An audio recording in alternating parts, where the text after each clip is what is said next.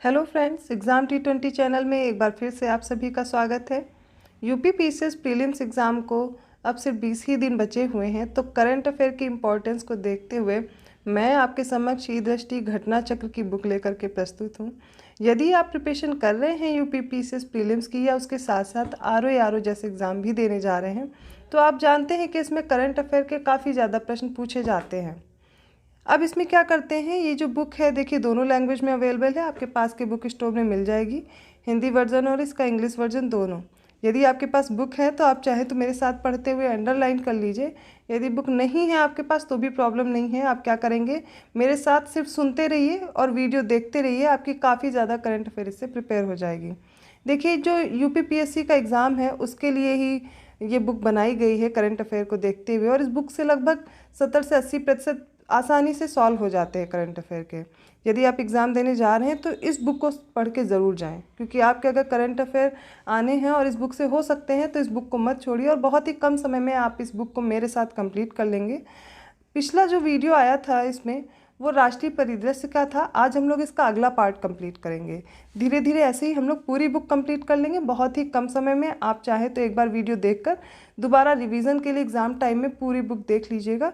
इसके अलावा आपको करंट अफेयर के लिए और कुछ नहीं पढ़ना पड़ेगा। हो सकता है आपने पहले भी कुछ करंट अफेयर्स पढ़ रखी हूँ, तो अच्छा रहेगा आप इसके साथ साथ रिवीजन भी कर लीजिए। तो चलिए अपना अगला पार्ट आज हम शुरुआत करते हैं।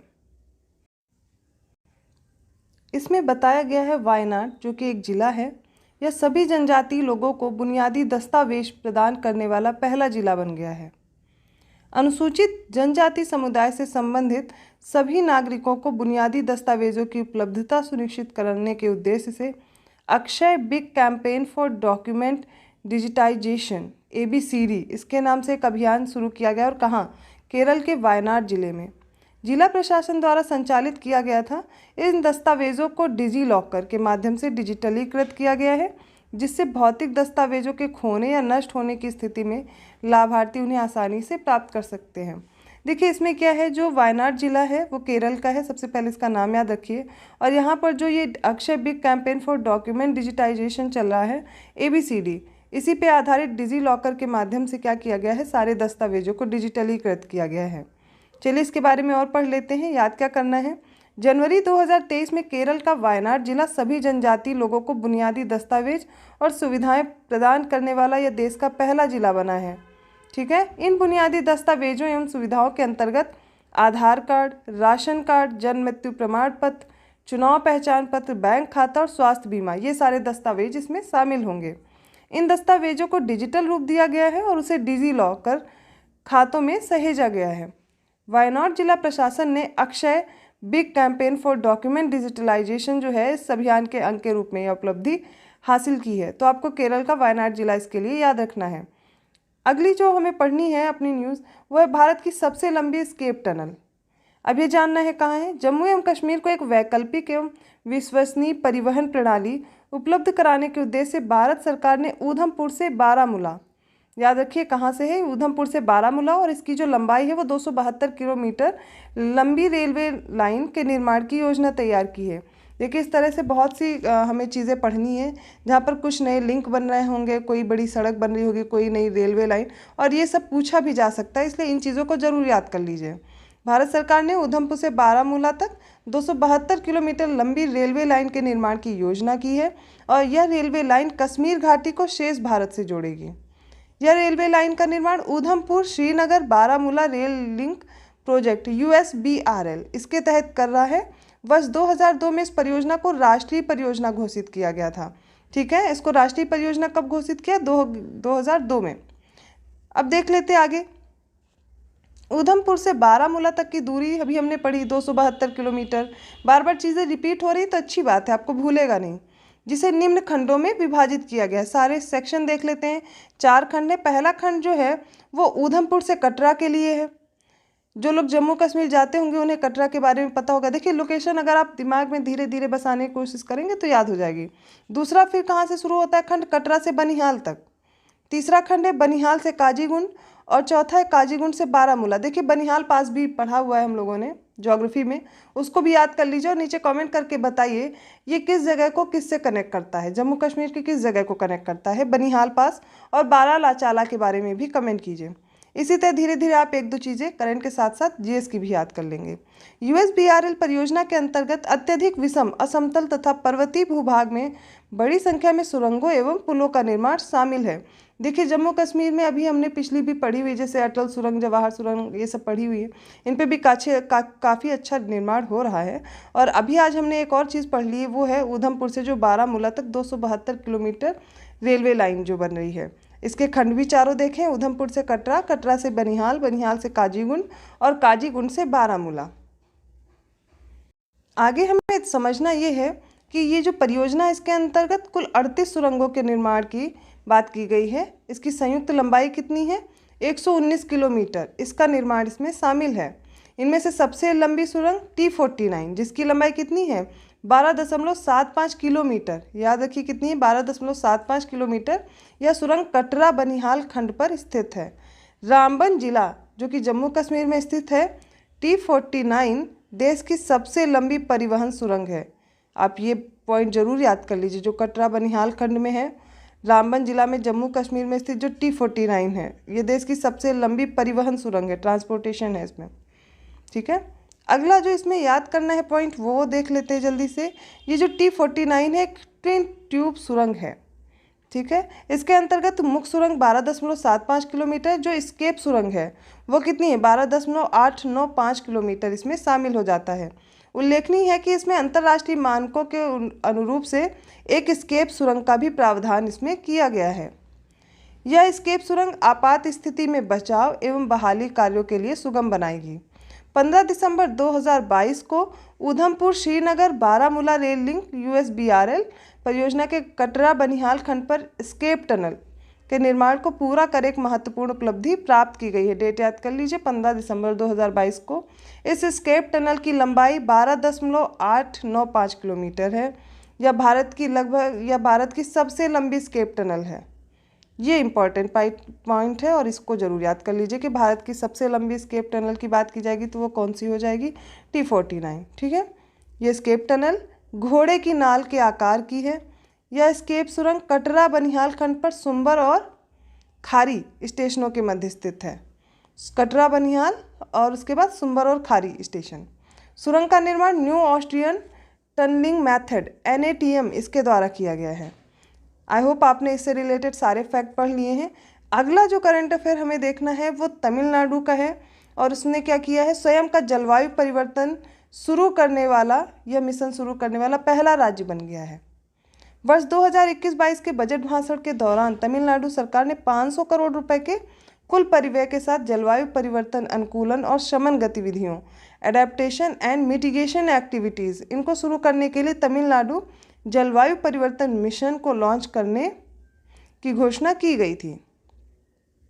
इसके अनुसार देख लेते हैं, राज्य सरकार ने 3 प्रमुख मिशनों, ग्रीन तमिलनाडु मिशन, तमिलनाडु आर्द्रभूमि मिशन और तमिलनाडु जलवायु परिवर्तन मिशन को लागू करने के उद्देश्य से Tamil Nadu green climate company TNGCC इसकी स्थापना की है। यही इंपॉर्टेंट पॉइंट है इसका। एक बार फिर से आप चाहें तो स्क्रीन पे है, याद कर लीजिए।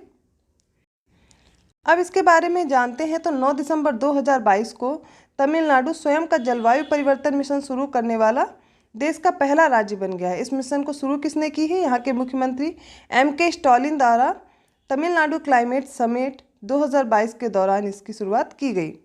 तमिलनाडु क्लाइमेट समिट का आयोजन 8 से 9 दिसंबर 2022 को कहाँ किया गया? चेन्नई में किया गया।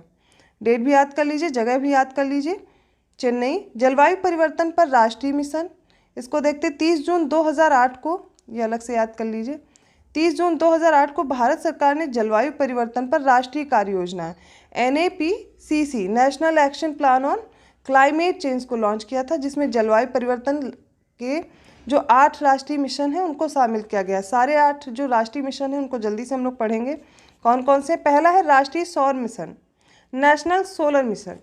दूसरा है उन्नत ऊर्जा दक्षता के लिए राष्ट्रीय मिशन, इंग्लिश में देख लेते हैं national mission for enhanced energy efficiency.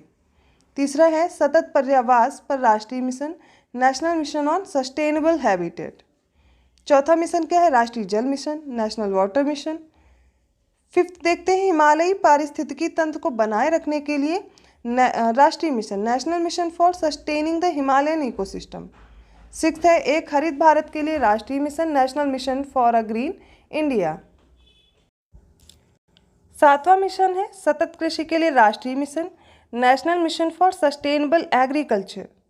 आठवां मिशन भी देख लेते हैं जलवायु परिवर्तन के लिए सामरिक ज्ञान पर राष्ट्रीय mission, national mission on strategic knowledge for climate change. ये आठों मिशन हमने देख लिए हैं जो कि जलवायु परिवर्तन पर भारत सरकार द्वारा शुरू किया गया है। ठीक है, NAPCC इसका फुल फॉर्म भी देख लीजिएगा। चलिए अगला हम पढ़ लेते हैं धर्मदम। धर्मदम क्या है? भारत का पहला पूर्ण पुस्तकालय निर्वाचन क्षेत्र। धर्मदम विधानसभा निर्वाचन क्षेत्र केरल के कन्नूर जिले में स्थित है, यह केरल के 140 विधानसभा निर्वाचन क्षेत्रों में से एक है और ये क्या बना है? पहला पूर्ण पुस्तकालय निर्वाचन क्षेत्र बना है। केरल विधानसभा चुनाव 2021 में यहाँ से मार्क्सवादी कम्युनिस्ट पार्टी CPI-M के पिनाराई विजयन केरल के वर्तमान मुख्यमंत्री विधायक के रूप में निर्वाचित हुए थे। दिसंबर 2022 में केरल का धर्मदम भारत का पहला पूर्ण पुस्तकालय निर्वाचन क्षेत्र फर्स्ट टोटल लाइब्रेरी कॉन्स्टिट्यूएंसी बना है। यह पहला ऐसा विधानसभा निर्वाचन क्षेत्र है जिसके प्रत्येक स्थानीय निकाय वार्ड में पुस्तकालय है। एवरी लोकल बॉडी वार्ड जिसको बोलते हैं, लोकल बॉडी वार्ड में क्या हो गया है? पुस्तकालय यहाँ पर बना हुआ है। और उल्लेखनीय है कि इस निर्वाचन क्षेत्र में कुल 138 वार्ड में 63 वार्ड में कोई पुस्तकालय था ही नहीं। आगे देखते हैं हालांकि एक जन संगठन people's mission for social development की सहायता से 63 वार्डों में भी पुस्तकालय स्थापित करने का कार्य पूर्ण हो गया है। पुथुवाइल नारायण PN पणिक्कर को केरल में पुस्तकालय आंदोलन के जनक के रूप में जाना जाता है। नाम याद कर लीजिए, पुथुवाइल नारायण पणिक्कर। वर्ष 1996 में PN पणिक्कर के सम्मान में केरल सरकार ने 19 जून पुण्यतिथि को वायनादिनम रीडिंग डे के रूप में घोषित किया है। विश्व का पहला, देखिए यहाँ पर हमने पढ़ा है, इससे रिलेटेड एक और टॉपिक है उसको भी जल्दी से पढ़ लेते हैं। विश्व का पहला पाम लीफ पांडुलिपि संग्रहालय है खुला। कहाँ पे? हाल ही में केरल की राजधानी तिरुवनंतपुरम में विश्व के पहले ताड़ के पत्तों के पांडुलिपि संग्रहालय का शुभारंभ किया गया है। ठीक है, पांडुलिपि आप लोगों ने हिस्ट्री में पढ़ी हुई है। जो पहले के समय में क्या होता था कि भोजपत्र या भुज की जो छाल होती थी उन पर लिखे जाते थे। अभी क्या है इसके बारे में आगे पढ़ लेते हैं। संग्रहालय में 187 पांडुलिपियों का संग्रह किया गया है जो प्राथमिक स्रोतों पर आधारित कहानियों का विवरण प्रदान करती हैं। संग्रहालय पूर्ववर्ती त्रावणकोर साम्राज्य के जटिल भूमि प्रबंधन, ऐतिहासिक घोषणाओं और अंतर्राष्ट्रीय समझौतों के बारे में जानकारी प्रदान करता है। इसमें जानकारी देख लीजिए किसके बारे में दी गई है। अगला जो हमें पढ़ना है वो भारत का सबसे बड़ा तरल अपशिष्ट उपचार संयंत्र के बारे में पढ़ना है। तरल अपशिष्ट वर्षा जल अपवाह और मानव गतिविधियों से उत्पन्न जल का जो दूषित रूप है इसे सीवेज भी कहा जाता है। इससे क्या है? इससे आमतौर पर घरेलू सीवेज, औद्योगिक सीवेज और तूफान सीवेज इसमें वर्गीकृत कर दिया गया है। 3 तरह का है, domestic sewage, industrial sewage and storm sewage. हालांकि कुल तरल सीवेज में लगभग जो 99% है वो आप देख लीजिए कि सिर्फ घरेलू सीवेज का ही है। कितना ज़्यादा पोल्यूशन घरेलू सीवेज की वजह से है वो भी देख लीजिए। 18 जनवरी 2023 को तिरुपति नगर, ये है कहाँ पे? आंध्र प्रदेश में, इन्होंने फाइटोरेड तकनीक पर आधारित देश के सबसे बड़े तरल अपशिष्ट उपचार संयंत्र largest liquid waste treatment plant का उद्घाटन यहाँ पर किया है। और इस तरल अपशिष्ट उपचार संयंत्र को तिरुपति स्थित विनायक सागर झील के जल के पुनः संयोजन के उद्देश्य से स्थापित किया गया है। आप झील याद रखिए, इसमें विनायक सागर झील है। ठीक है, इसके देख लीजिए जो इम्पोर्टेंट पॉइंट है। और आप देख सकते हैं कि यह जो वेस्ट मैनेजमेंट है वो कहाँ पर स्थापित किया गया है? ये संयंत्र तिरुपति में। इससे जुड़ी और जानकारियाँ देखें तो इस तरल अपशिष्ट उपचार संयंत्र को स्वच्छ आंध्र मिशन पहल के भाग के रूप में स्थापित किया गया है। इस संयंत्र की स्थापित क्षमता प्रतिदिन 5 MLD मतलब मिलियंस लीटर पर डे है। अपशिष्ट जल उपचार के लिए फाइटोरेट तकनीक, ये जो तकनीक अभी हमने पढ़ी थी, फाइटोरेट तकनीक का विकास वैज्ञानिक और औद्योगिक अनुसंधान परिषद CSIR, राष्ट्रीय पर्यावरण अभियांत्रिकी अनुसंधान नीरी, इसके द्वारा किया गया है। अब आप इन दोनों के हेड ऑफिस कहाँ पे है उनको ज़रूर मेंशन कीजिए। फाइटोरेट अपशिष्ट जल के उपचार की एक भरोसेमंद तकनीक है और इसी तकनीक पे आधारित क्या है, एक संयंत्र यहाँ पर इस्टेब्लिश किया गया है आंध्र प्रदेश में। अब इनको ये भी देख लीजिएगा किसके द्वारा किया गया है। फाइटोरेट तकनीक का उपयोग CSIR है और नीरी है इसके साथ में। अगला जो इसी से रिलेटेड एक और टॉपिक पढ़ लेना है हमें, एशिया का सबसे बड़ा सीवेज उपचार संयंत्र। एशिया के सबसे बड़े सीवेज उपचार संयंत्र का निर्माण दिल्ली में किया जा रहा है। 564 मिलियन लीटर प्रतिदिन MLD क्षमता के इस ओखला सीवरेज उपचार संयंत्र का निर्माण यमुना योजना 3 के तहत किया जा रहा है। यमुना कार्य योजना 3 के तहत कौन सा है, जो एशिया का बिगेस्ट सीवेज ट्रीटमेंट प्लांट है और यह कितने लीटर क्षमता का है, 564 मिलियन लीटर पर डे इसकी कैपेसिटी है। अब जानते हैं कि भारत में पहला सौर संयंत्र जो हाउसिंग सोसाइटी का है वो इस्टेब्लिश हो गया है। हाउसिंग सोसाइटी के लिए भारत का पहला सौर संयंत्र है। 11 जनवरी 2023 को TPREL जो कि Tata power renewable energy limited है, इसके तहत एवं मुंबई स्थित एक आवासीय सोसाइटी है विवेरिया कॉन्डोमिनियम, ठीक है। इसका देख लेते विवेरिया जो कॉन्डोमिनियम है, इसके मध्य एक समझौता हुआ है। यह समझौता उपयुक्त आवासीय सोसाइटी को क्लीन एनर्जी की आपूर्ति से संबंधित है। विवेरिया कॉन्डोमिनियम आवासीय सोसाइटी को सौर ऊर्जा की आपूर्ति के लिए भारत के पहले ग्रुप कैप्टिव और संयंत्र, ठीक है, इसकी स्थापना की जाएगी। उपयुक्त आवासीय सोसाइटी और सौर ऊर्जा की आपूर्ति के लिए महाराष्ट्र के हिमायतनगर में 3.125 मेगावाट क्षमता के सौर ऊर्जा संयंत्र की स्थापना की जाएगी। इसकी कैपेसिटी देख लीजिए कितनी और कहाँ पर है। महाराष्ट्र के हिमायतनगर में है। 3.125 मेगावाट की क्षमता है इस सौर ऊर्जा संयंत्र की। इस सौर ऊर्जा संयंत्र का निर्माण, संचालन एवं रखरखाव TPREL द्वारा किया जाएगा। यह ऊर्जा संयंत्र अपने संचालन के पहले वर्ष में लगभग 7.5 मिलियन यूनिट ऊर्जा उत्पन्न करेगा, जिसकी वजह से 6.15 मीट्रिक टन कार्बन डाइऑक्साइड के उत्सर्जन को कम किया जा सकेगा। इस सौर संयंत्र की स्थापना के साथ ही विवेरिया कॉन्डोमिनियम घरेलू उपयोग एवं हेतु कैप्टिव सौर ऊर्जा का प्रयोग करने वाली देश की पहली आवासीय सोसाइटी बन गई है, ठीक है।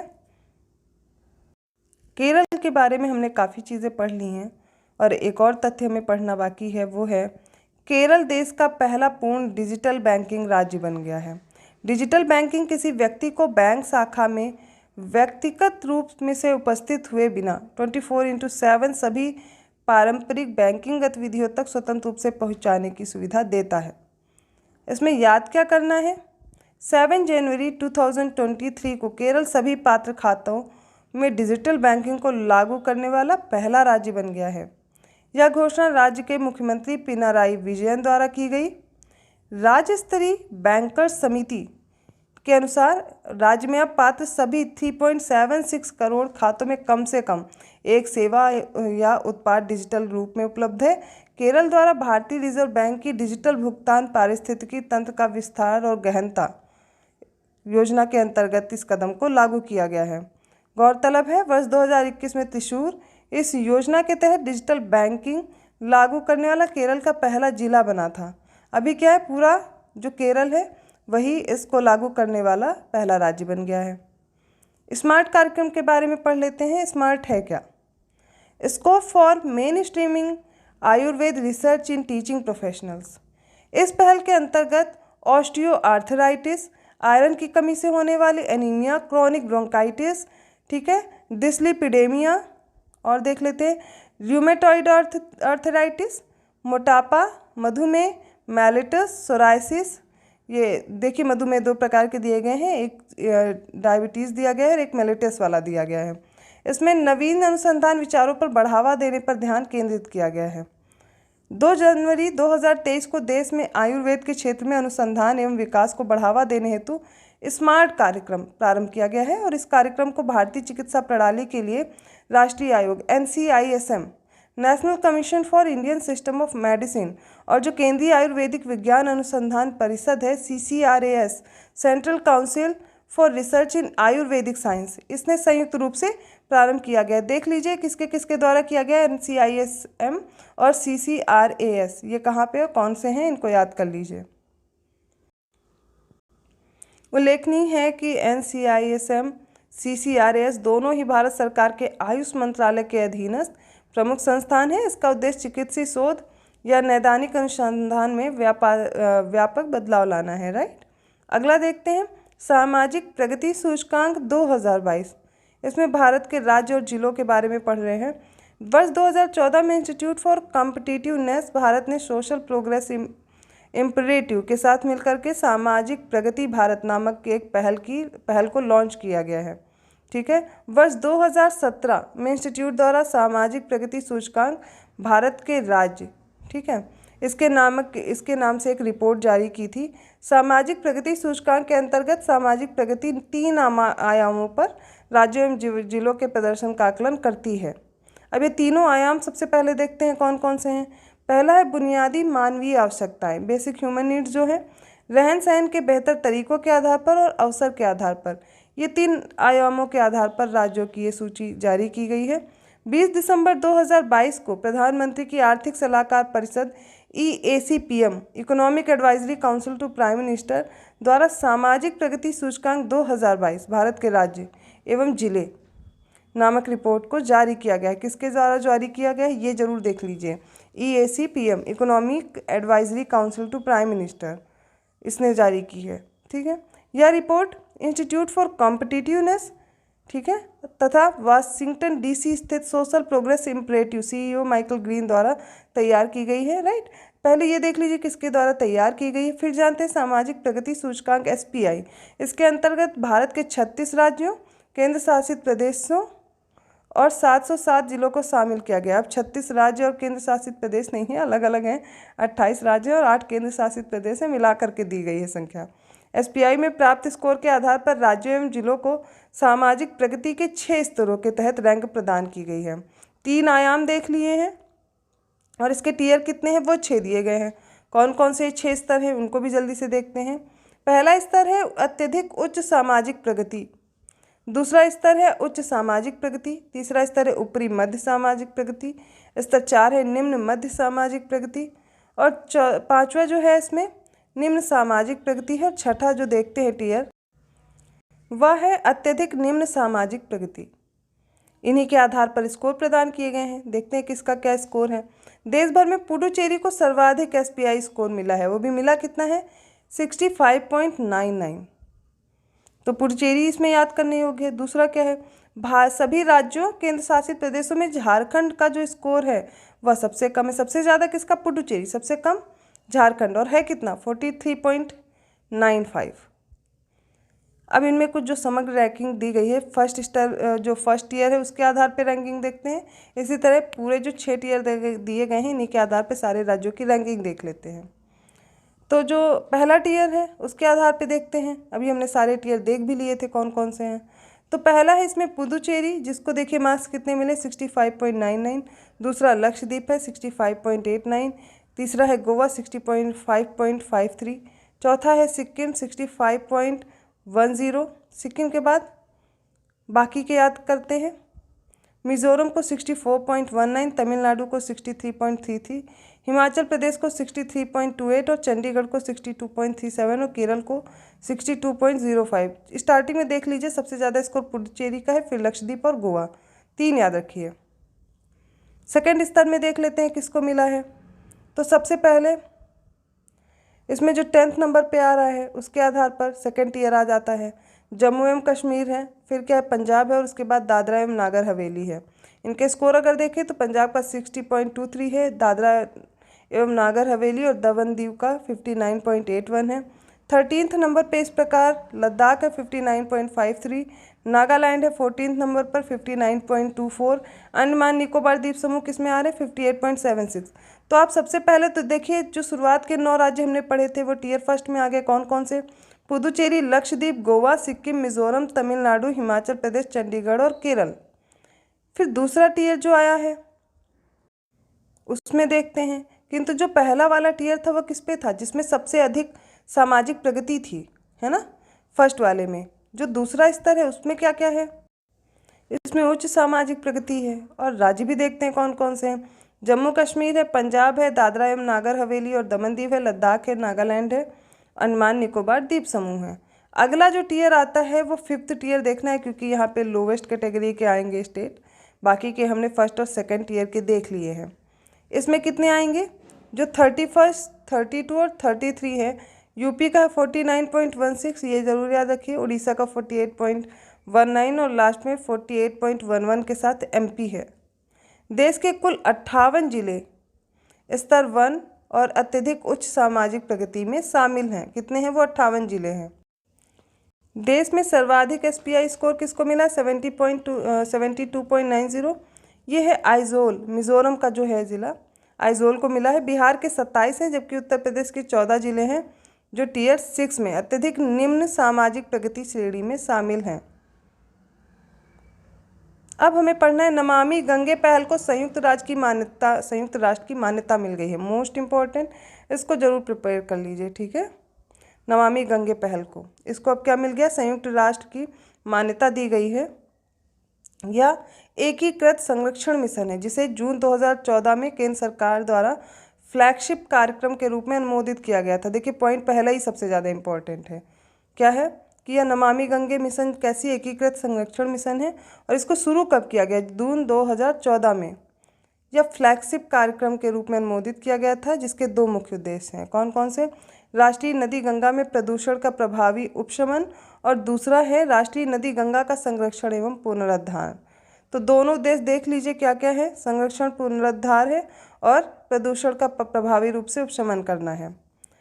अब इसमें अगर आगे हम जानकारी देखते हैं, दी गई है, यह 100% केंद्र सरकार के वित्त पर आधारित कार्यक्रम है।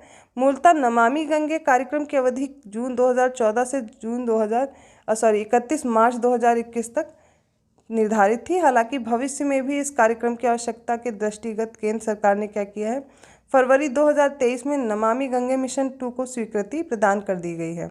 और यह मिशन कब तक प्रभावी रहेगा, 2026 तक।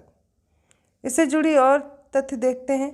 13 दिसंबर 2022 को संयुक्त राष्ट्र ने गंगा नदी पुनरुद्धार नमामि गंगे पहल को प्राकृतिक विश्व को पुनर्जीवित करने वाली विश्व की 10 शीर्ष पुनर्स्थापन फ्लैगशिप पहलों में से एक रूप में मान्यता दी है।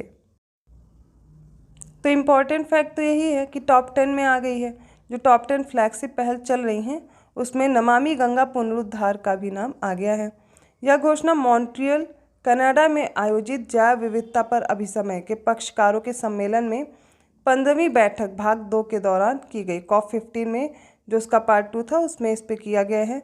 और ये था किस पे, जैव विविधता पर अभिसमय के बारे में। कहाँ हुआ है, मॉन्ट्रियल कनाडा में। नमामि गंगे सहित कुल 10 पहलों को संयुक्त राष्ट्र विश्व पुनर्स्थापन फ्लैगशिप वर्ल्ड रीस्टोरेशन फ्लैगशिप पहल के तहत घोषित किया गया है। इस घोषणा के कारण ये पहले संयुक्त राष्ट्र के प्रोत्साहन, सलाह तथा वित्तीयन हेतु योग्य हो जाएगी। ये पहले संयुक्त राष्ट्र पर्यावरण कार्यक्रम UNEP, इसका मुख्यालय कहाँ है कमेंट करके बताइए, एवं संयुक्त राष्ट्र खाद्य एवं कृषि संगठन United Nations food and agriculture organization, जिसको FAO बोलते हैं, इसका भी आप कमेंट करके बताइए हेडक्वार्टर कहाँ है, द्वारा समन्वित एक वैश्विक आंदोलन पारिस्थितिकी तंत्र पुनर्स्थापन पर संयुक्त राष्ट्र दशक, इंग्लिश में देख लेते हैं, United Nations decade on ecosystem restoration के बैनर के तहत ये चयनित की गई है। ध्यातव्य है कि संयुक्त राष्ट्र पारिस्थितिकी तंत्र पुनर्स्थापन दशक की अवधि वर्ष 2021 से वर्ष 2030 तक की है। अब हमें पढ़ना है गुजरात और हिमाचल प्रदेश में जो विधानसभा चुनाव हुए 2022 में, उससे रिलेटेड कुछ जानकारी लेनी है। सबसे पहले पढ़ते हैं, गुजरात की 14वीं विधानसभा के कार्यकाल की समाप्ति तिथि 18 फरवरी 2023 निर्धारित थी, जबकि हिमाचल प्रदेश की 13वीं विधानसभा के कार्यकाल की समाप्ति 8 जनवरी 2023 को निर्धारित थी। अतः भारत निर्वाचन आयोग द्वारा जारी अधिसूचना के तहत गुजरात में नई विधानसभा के गठन को 2 चरणों में, जबकि हिमाचल प्रदेश जो है उसमें विधानसभा का चुनाव 1 चरण में करवाने की घोषणा की गई। गुजरात में प्रथम चरण के निर्वाचन हेतु मतदान 1 दिसंबर 2022 को, जबकि द्वितीय चरण हेतु 5 दिसंबर 2022 को संपन्न हुआ। जबकि हिमाचल प्रदेश विधानसभा चुनाव कब हुआ? 12 नवंबर 2022। अब दोनों के बारे में जो इम्पोर्टेंट फैक्ट है, सबसे पहले गुजरात के बारे में देखते चुनाव परिणाम क्या रहा है। देखते हैं तो संसदीय एवं विधानसभा निर्वाचन क्षेत्रों के परिसीमन आदेश 2008 के अनुसार गुजरात विधानसभा में कुल कितनी सीटें? 182 सीटें हैं। इनमें से जो 13 सीटें हैं वो एससी के लिए और 27 सीटें एसटीज़ के लिए आरक्षित हैं।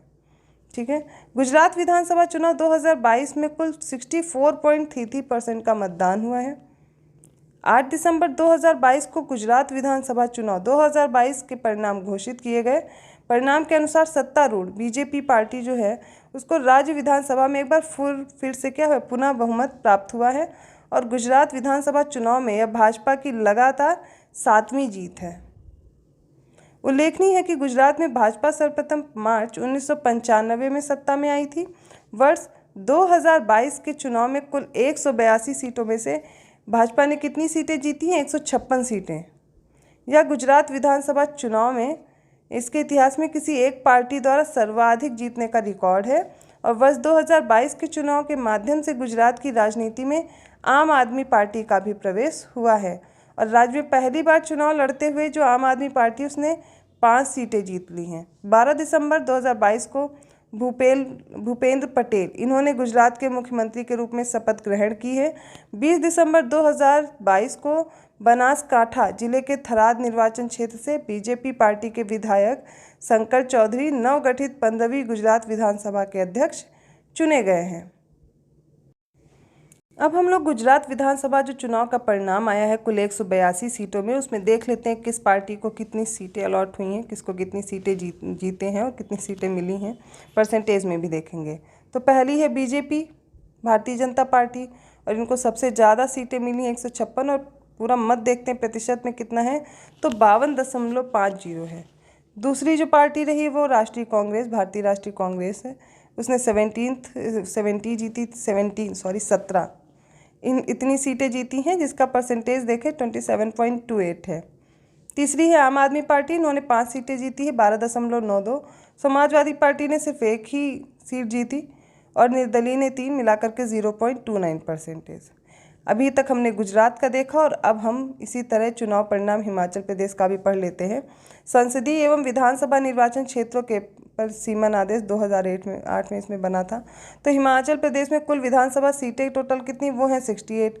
इनमें से जो 17 सीटें हैं वो एससी के लिए और 3 सीटें एसटीज़ के लिए यहाँ पे आरक्षित हैं। हिमाचल प्रदेश विधानसभा चुनाव 2022 में कुल मतदान प्रतिशत कितना रहा? तो वो रहा 75.6%। देखिए गुजरात का इससे कम था। हिमाचल प्रदेश के विधानसभा निर्वाचन इतिहास में दर्ज अब तक सर्वाधिक मतदान प्रतिशत है ये। विश्व के सबसे ऊंचे मतदान स्टेशन ताशीगंग लाहौल एवं स्पीति में है। इसमें 100% मतदान दर्ज किया गया है, ये काफ़ी इंपॉर्टेंट पॉइंट है। उल्लेखनीय है कि ताशीगंग मतदान स्टेशन 15,256 फीट की ऊंचाई पर यह स्थित है। 8 दिसंबर 2022 को हिमाचल प्रदेश विधानसभा चुनाव 2022 के परिणाम घोषित कर दिए गए थे और इसमें देखते हैं जो सत्तारूढ़ बीजेपी की पार्टी है उसको क्या करना पड़ा? पराजय का सामना करना पड़ा। तो यहाँ से जीती कौन है? इस चुनाव में भारतीय राष्ट्रीय कांग्रेस को बहुमत प्राप्त हो गया और उसकी सत्ता में वापसी हो गई। उल्लेखनीय है कि हिमाचल प्रदेश में दशकों से यह परंपरा कायम है कि प्रत्येक निर्वाचन में सत्तारूढ़ दल की विपक्ष में बैठने का जनादेश मिलता है।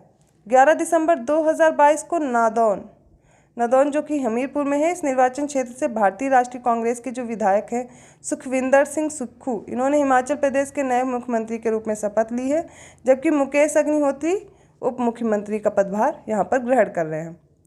अब हिमाचल प्रदेश की जो सीटें हैं इनमें देखते हैं किसको कितनी सीटें मिली हैं और उनका परसेंटेज क्या है। पहली है भारतीय राष्ट्रीय कांग्रेस, जिसने जीता है उसने 40 सीटें जीत ली हैं और टोटल परसेंटेज जो मत है उनका 43.90 है। दूसरी है भारतीय जनता पार्टी जो कि 25 सीटें जीते हैं और निर्दलीय 3 हैं, इनको मिलाकर के कितना हो जाएगा? 43% इनको मत प्राप्त हुआ। देखिए अब एक जानवर है उसको क्या मिला है? खाद्य पशु का दर्जा। पढ़ लेते हैं इसके बारे में। हिमालयी याक को खाद्य पशु का दर्जा मिला है। पालतू याक जिसका साइंटिफिक नेम क्या है? बॉस ग्रेनेनियंस, अधिक ऊंचाई पर पाया जाने वाला पशु है जिसमें बाइसन, भैंस और मवेशी आदि इसमें शामिल हैं। ये भारतीय उपमहाद्वीप के हिमालयी क्षेत्र, तिब्बती पठार तथा मंगोलिया आदि में पाए जाते हैं। भारत में ये कहाँ कहाँ मिलते हैं? लद्दाख, जम्मू कश्मीर, सिक्किम, अरुणाचल प्रदेश, हिमाचल प्रदेश, पश्चिम बंगाल और उत्तराखंड, इन जगहों पे ये पाए जाते हैं। जो 20वीं पशुधन गणना हुई है 2019, इसके अनुसार भारत में लगभग 58,000 याक हैं। यह संख्या 2012 में आयोजित जो पिछली पशुधन गणना थी उससे लगभग 24.67% कम हो गई है।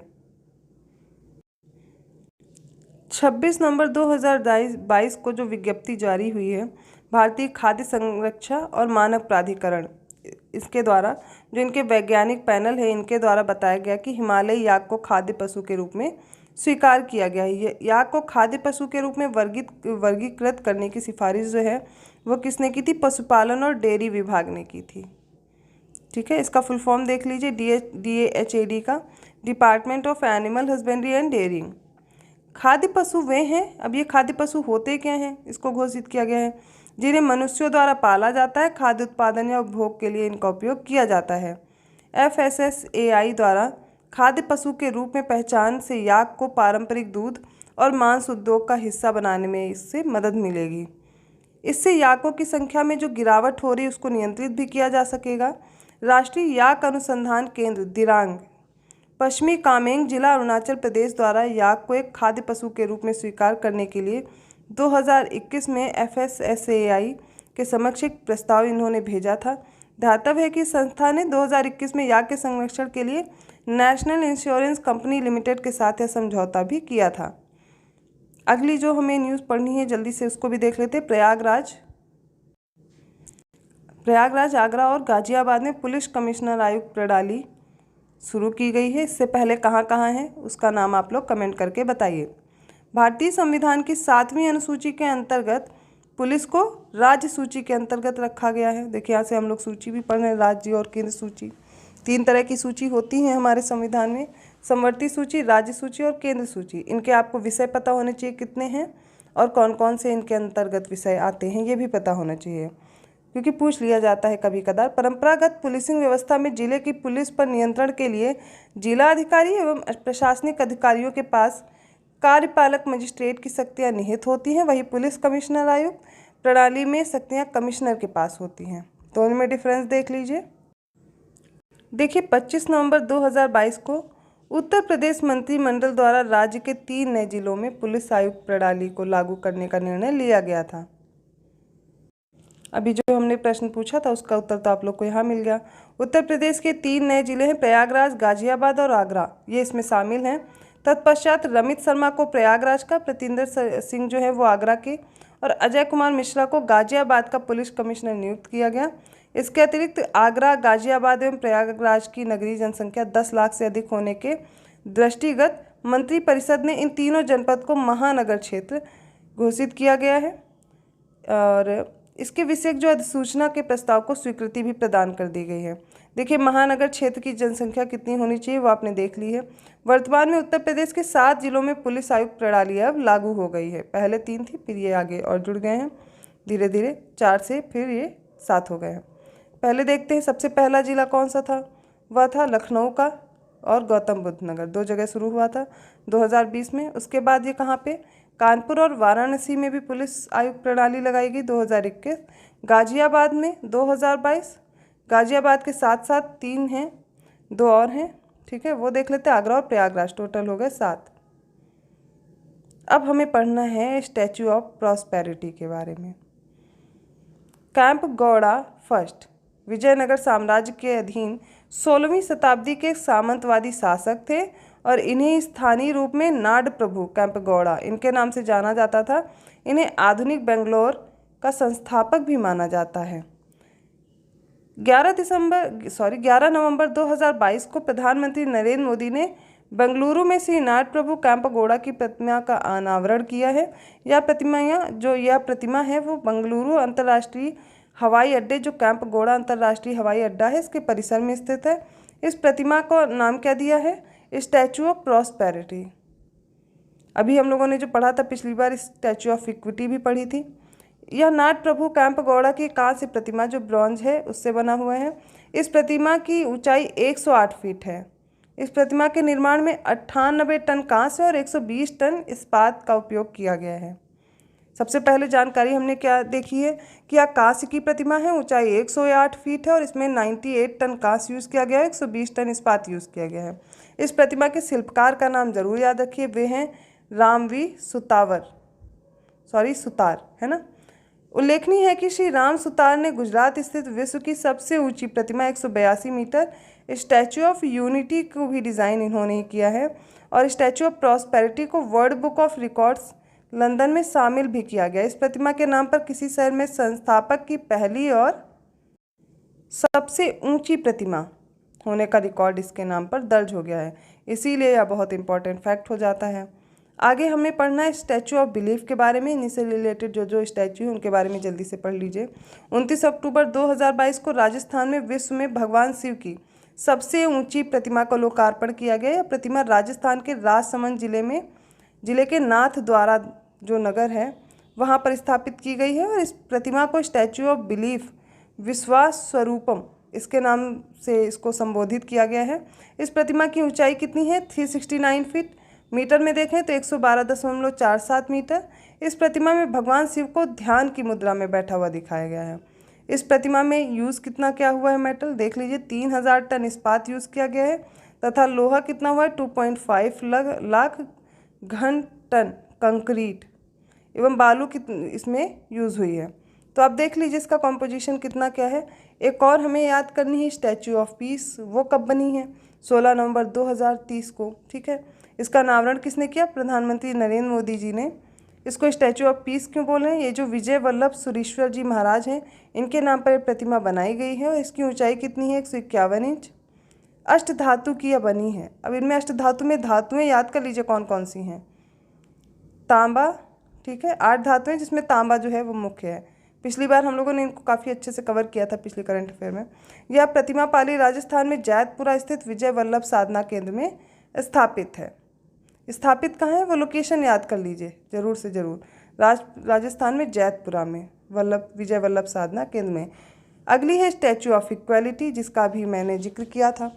यह कब बनी है? 5 फरवरी 2022 को। इसका भी अनावरण किसने किया? प्रधानमंत्री नरेंद्र मोदी जी ने। स्टैचू ऑफ इक्वालिटी 11वीं सदी के जो महान दार्शनिक, चिंतक और भक्त रहे हैं श्री रामानुजाचार्य, इनकी प्रतिमा है। रामानुजाचार्य जी से रिलेटेड जितने भी फैक्ट हैं आप उनको ज़रूर याद रखिए हिस्ट्री के। यह प्रतिमा शमशाबाद हैदराबाद तेलंगाना स्थित त्रिदंडी चिन्ना जीयर स्वामी आश्रम में स्थापित है और स्टैचू ऑफ इक्वालिटी को हिंदी में समता मूर्ति के नाम से जानते हैं। इस प्रतिमा की ऊंचाई देखते हैं कितनी है? 216 फीट। और इसमें कौन कौन से पंच तत्व यूज़ किए हैं वो भी देख लीजिए। इसको 5 धातुओं का संयोजन होने की वजह से पंचलोह कहते हैं। स्वर्ण, चांदी, तांबा, पीतल और जस्ता, ये 5 धातुएं यूज़ हुई हैं। स्टैचू ऑफ इक्वालिटी बैठी हुई मुद्रा है और विश्व की दूसरी सबसे ऊंची प्रतिमा है। थाईलैंड स्थित जो ग्रेट बुद्धा है इनकी बैठी हुई मुद्रा जो है वो विश्व की सबसे ऊंची प्रतिमा मानी जाती है। इस प्रतिमा की ऊंचाई कितनी है? 302 फीट है। तो सबसे पहली थाईलैंड स्थित ग्रेट बुद्धा की जो बैठी हुई प्रतिमा है, दूसरी कौन सी हो जाती है? Statue of equality. यहाँ पर सारी स्टैचू को एक साथ कवर कर दिया गया है। तो अगली जो स्टैचू है वो स्टैचू ऑफ डिग्निटी है।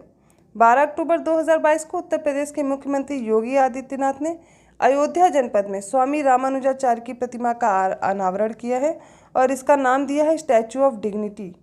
यह प्रतिमा हैदराबाद में स्थापित स्वामी रामानुजाचार्य की 216 फीट ऊंची प्रतिमा स्टैचू ऑफ इक्वालिटी की छोटी इसकी क्या रेप्लिका बनाई गई है, प्रतिकृति बनाई गई है। अगली पढ़नी है स्टैचू ऑफ पीस जो कि जम्मू कश्मीर में है और यह बनी कब है? जुलाई 2022 में। इसका अनावरण किसने किया है? केंद्रीय गृह मंत्री अमित शाह जी ने। और श्रीनगर जम्मू कश्मीर में स्थापित है स्वामी रामानुजाचार्य की प्रतिमा है। श्रीनगर में स्थापित इस प्रतिमा को स्टैचू ऑफ पीस का नाम दिया गया है। 4 फीट ऊंची है प्रतिमा और बनी किससे? शुद्ध सफ़ेद मकराना संगमरमर से, मार्बल से बनाई गई है। इस प्रतिमा का वजन भी देख लेते कितना है? 600 किलोग्राम। कंप्लीट हो गए सारे, हमने स्टैचू एक साथ कवर कर ली हैं। अगला जो टॉपिक हमें पढ़ना है वो पढ़ना है ईट राइट स्टेशन के बारे में। अब ये ईट राइट स्टेशन क्या है? यह उत्तर प्रदेश का पहला है ईट राइट स्टेशन। FSSAI सभी भारतीयों को सुरक्षित, स्वस्थ और दीर्घकालिक आहार की उपलब्धता सुनिश्चित कराने के लिए ईट राइट इंडिया ये इस मूवमेंट को संचालित कर रहा है। इसकी टैगलाइन बहुत इंपॉर्टेंट है। इसकी टैगलाइन है क्या? सही भोजन बेहतर जीवन। ईट राइट रेलवे स्टेशन के नेतृत्व में ईट राइट इंडिया आंदोलन अंतर्गत संचालित पहलों में से एक है। इसके अंतर्गत रेलवे स्टेशन पर स्थित सभी खाद्य विक्रेताओं को लक्षित किया गया है ताकि उनके द्वारा रेल यात्रियों, अधिकारियों, रेल स्टाफ आदि के लिए जो खाना पकाने और उसे परोसने के लिए वो बहुत ही सुरक्षित तरीके से इसका रखरखाव सुनिश्चित हो सके। इस पहल के तहत जो सर्टिफाइड किए गए हैं किसी रेलवे स्टेशन को, उससे क्या होगा कि सभी खाद्य विक्रेताओं को FSSAI के FOSTAC food safety training and certification कार्यक्रम के अंतर्गत प्रशिक्षण करना अनिवार्य हो जाएगा। आगे पढ़ते हैं। इसमें जो इम्पोर्टेंट फैक्ट दिया गया है वो 7 नवंबर 2022 को प्रयागराज रेलवे स्टेशन, इसको क्या किया गया है? भारतीय खाद्य सुरक्षा और मानक प्राधिकरण ईट राइट स्टेशन का प्रमाण मिल गया है, इसको सर्टिफिकेशन दे दिया गया है। Prayagraj railway station eat right station प्रमाण पत्र प्राप्त करने वाला उत्तर प्रदेश का पहला और उत्तर मध्य रेलवे का तीसरा रेलवे स्टेशन है। इसके पूर्व कौन कौन से हैं जिनको 2 को मिला है? उत्तर पूर्व मध्य रेलवे के 2 कौन से? ग्वालियर है और डबरा है। 14 नवंबर 2022 को उत्तर मध्य रेलवे के डभौरा रेलवे स्टेशन जो कि रीवा MP में है, इसको दिसंबर 2022 में, और कानपुर रेलवे स्टेशन को भी ईट राइट प्रमाणन दे दिया गया है। आप सारे स्टेशन से याद कर डालिए। इस प्रकार अब उत्तर मध्य रेलवे में ईट राइट प्रमाणन प्राप्त रेलवे स्टेशन की संख्या कितनी हो गई? 5 हो गई है। ज्ञातव्य है कि 3 दिसंबर 2019 को मुंबई सेंट्रल रेलवे स्टेशन को भी FSSAI द्वारा देश के पहले ईट राइट स्टेशन के रूप में प्रमाणित किया गया था। दिसंबर 2022 में रेल यात्रियों को उच्च गुणवत्ता का पौष्टिक भोजन उपलब्ध कराने के लिए वाराणसी कैंट रेलवे स्टेशन को 5 स्टार रेटिंग के साथ ही ईट राइट स्टेशन का सर्टिफिकेशन दिया गया है। कौन है? वाराणसी कैंट को दिया गया 5 स्टार रेटिंग के साथ। देखिए, अभी तक हम लोग एक जिला एक उत्पाद पढ़ ही रहे थे, उसके साथ साथ एक नई योजना भी अब हमें पढ़नी है। वो क्या है? प्रधानमंत्री भारतीय जन उर्वरक परियोजना, एक राष्ट्र एक उर्वरक। याद करिए इसको, काफ़ी इंपॉर्टेंट है। उर्वरक ऐसे पादप पोषक तत्व हैं जिनका उत्पादन वाणिज्यिक रूप से अकार्बनिक रसायनों के रूप में किया जाता है। भारत में सर्वाधिक प्रयोग किए जाने वाला उर्वरक कौन सा? याद रखिए, यूरिया है। इसका मूल्य केंद्र सरकार द्वारा नियंत्रित होता है। उत्पादक कंपनियां यूरिया को एक निश्चित MRP पर बेचती हैं, जो उत्पादन लागत का मात्र 10 से 20% तक होता है। अब ये जो शेष 80-90% है उत्पादन लागत का, ये केंद्र सरकार उत्पादकों को सब्सिडी के रूप में उपलब्ध कराती है। अन्य उर्वरकों जैसे DAP हो गया और MOP हो गया, डाई अमोनियम फॉस्फेट और म्यूरिएट ऑफ पोटास, ये जो है, ठीक है, MOP जिसके बारे में बताया है, इनकी कीमतें आधिकारिक रूप से क्या होता है? केंद्र सरकार द्वारा नियंत्रित नहीं की जाती हैं। और ये जो उर्वरक सब्सिडी है इसके अंतर्गत ये आते हैं। अभी तक सभी उत्पादक कंपनियां उर्वरकों को स्वयं ही ब्रांड पहचान, ओन ब्रांड आइडेंटिटी के साथ बिना केंद्र सरकार के योगदान के उल्लेख के बेच रही थी, किंतु अब ऐसा नहीं होगा। अब इनको क्या करना पड़ेगा? जो योगदान है उसको भी उल्लेखित करना पड़ेगा, और अपना जो ब्रांड नेम है वो थोड़ा छोटा लिखना पड़ेगा। बहुत बड़ा बड़ा सा जो लोग एक्सप्लेन करके अपने बारे में लिखते थे, अपना लोगो वगैरह। 17 अक्टूबर 2022 को प्रधानमंत्री नरेंद्र मोदी ने प्रधानमंत्री भारतीय जन उर्वरक परियोजना, एक राष्ट्र एक उर्वरक, ठीक है, इसका शुभारंभ किया है। प्रधानमंत्री भारतीय जन उर्वरक परियोजना एक राष्ट्र एक उर्वरक के तहत प्रधानमंत्री ने भारत यूरिया बैग, इसको भी लॉन्च किया है। अब ये भारत यूरिया बैग में क्या होगा, आगे हम जानकारी देख लेते हैं। इसमें कैसे लोगो वगैरह लगेगा।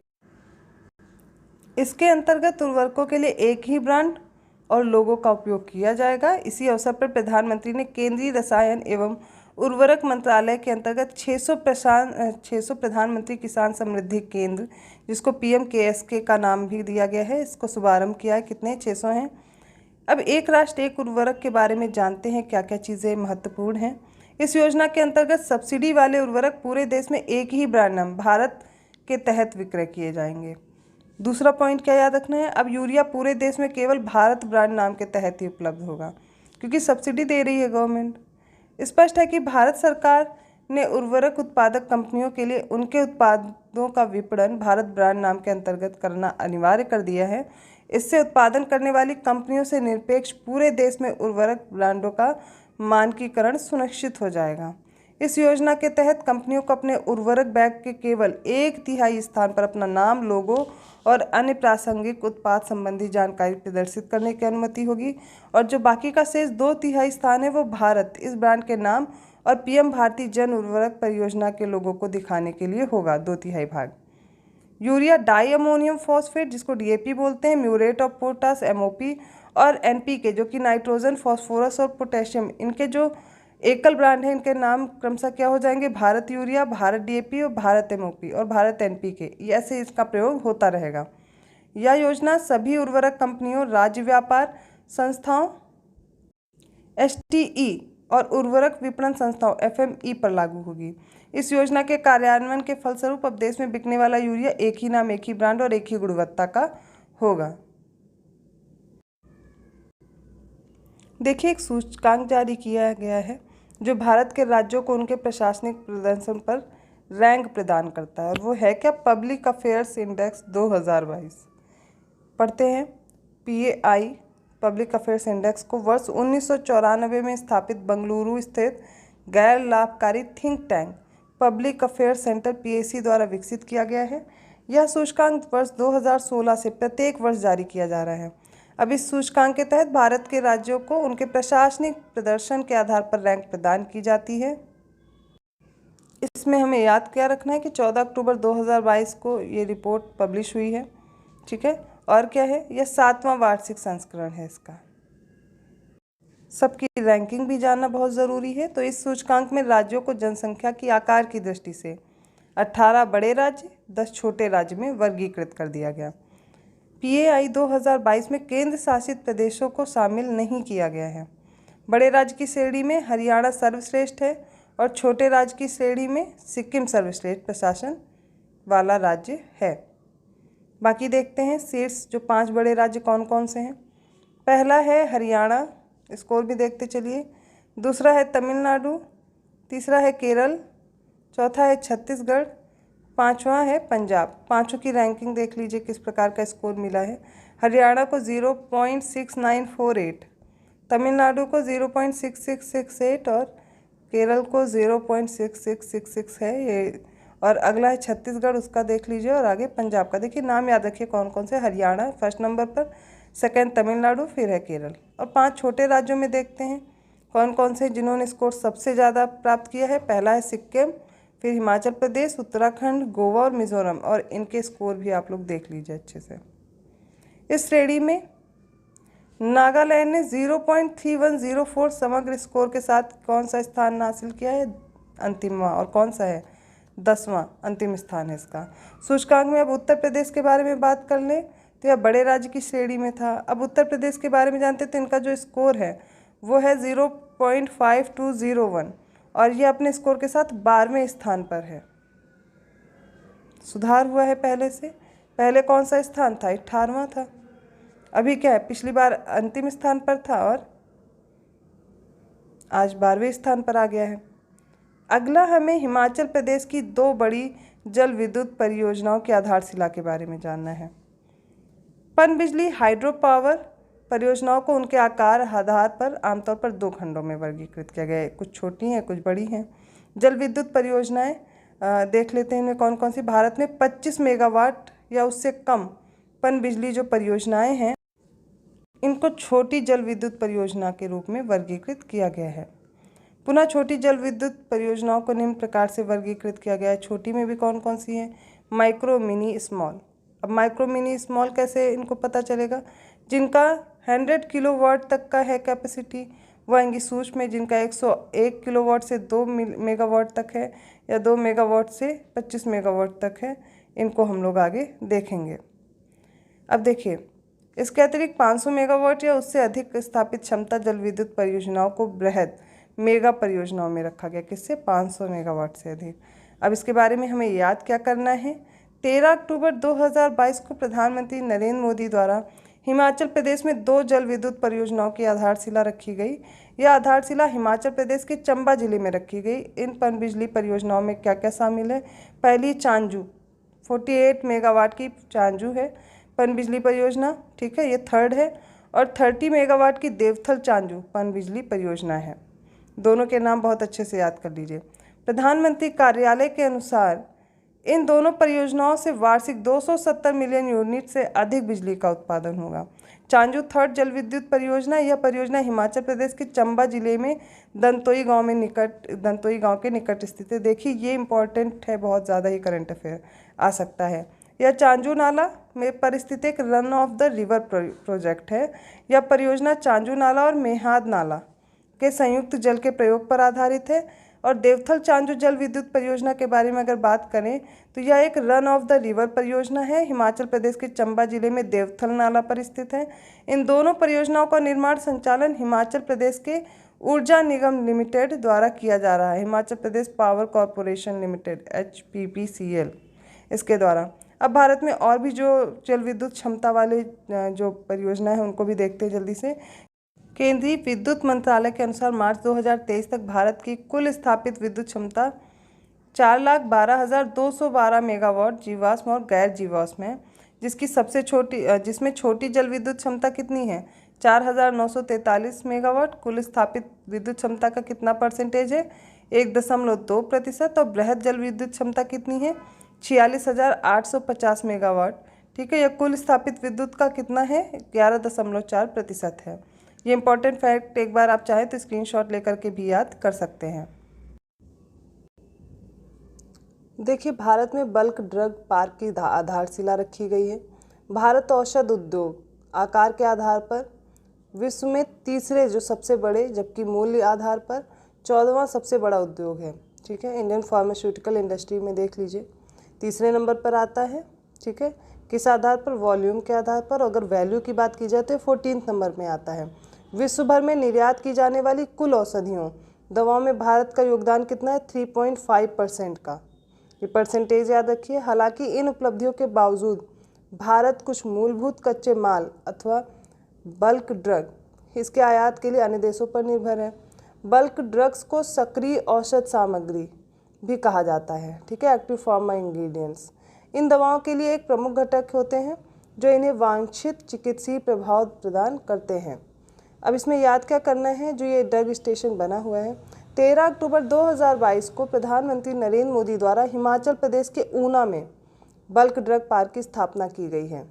ध्यातव्य है कि पहले बल्क ड्रग पार्क की आधारशिला 10 अक्टूबर 2022 को गुजरात के भरूच जिले में जंबूसर में रखी गई थी। अभी कहाँ रखी गई है, हिमाचल प्रदेश के ऊना में। 1 सितंबर 2022 को औषध विभाग ने बल्क ड्रग पार्कों को बढ़ावा देने के लिए 3 राज्य जो हैं इनको सैद्धांतिक मंजूरी प्रदान की है, माफ़ कीजिएगा। हिमाचल प्रदेश, गुजरात और आंध्र प्रदेश ये हैं जहां पर बल्क ड्रग पार्क की स्थापना की जाएगी। यह देश में बल्क ड्रग विनिर्माण को सहायता देने के लिए शुरू की गई एक प्रमुख पहल है और इस योजना के अंतर्गत बल्क ड्रग पार्कों की स्थापना के लिए उपयुक्त 3 राज्यों को वित्तीय सहायता भी प्रदान की जाएगी।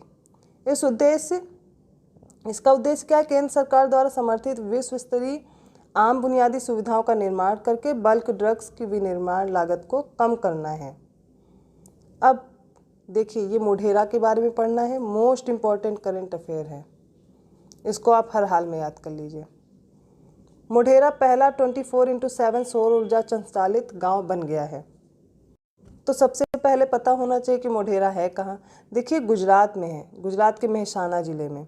यह गांव यहाँ पर स्थित जो सूर्य मंदिर है इसके लिए प्रसिद्ध है। यह मंदिर रूपेण नदी की जो सहायक नदी पुष्पावती इसके तट पर स्थित है।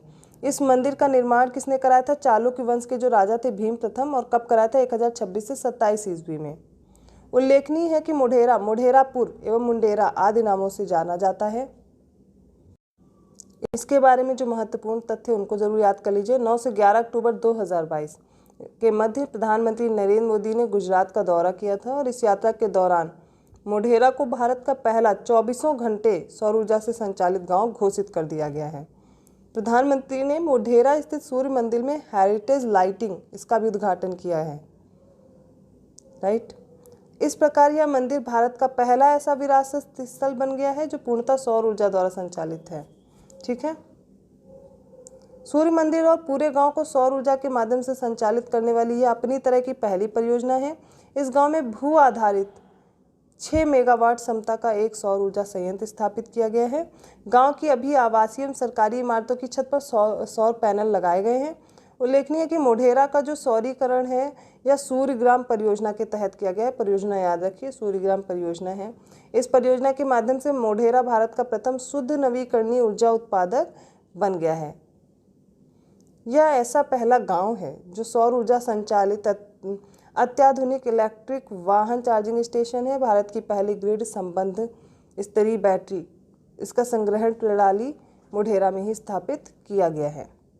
Grid connected MWH scale battery energy storage system.